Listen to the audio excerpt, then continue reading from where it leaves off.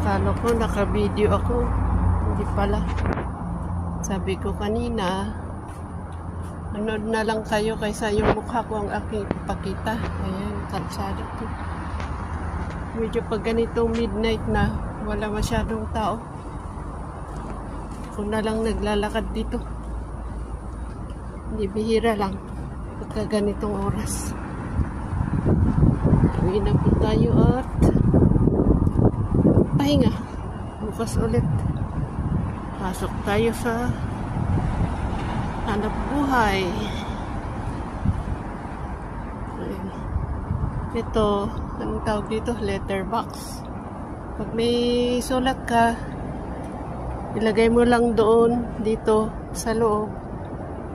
Tapos may schedule na pick upin umaga at hapon. Ayan. Pero lagyan ng stamp.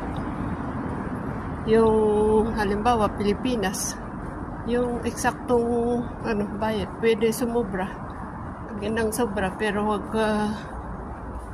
hindi yung less sa nararapat na bayad ng stamp na papunta sa susulatan. Ayan. Ito yung natatanaw ko doon sa taas. Saan ba ako galing? Mamaya. Ayan. Ako, ang bilis ng minutes. Bilis ng minutes. Ayan. Ang ganda dito pagkagabi. Itong hagda ay footbridge. Ay, hindi ko makita. Doon.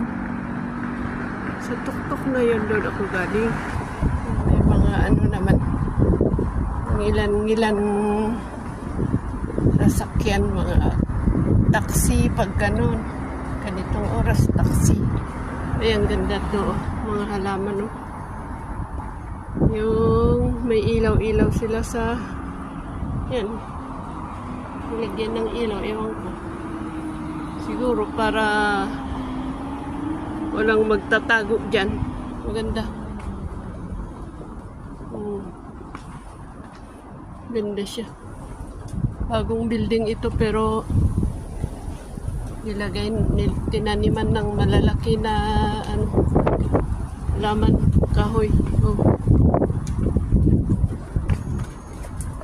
Ganyan siya. Ang ganda. Ganun siya kataas. Yun, taas.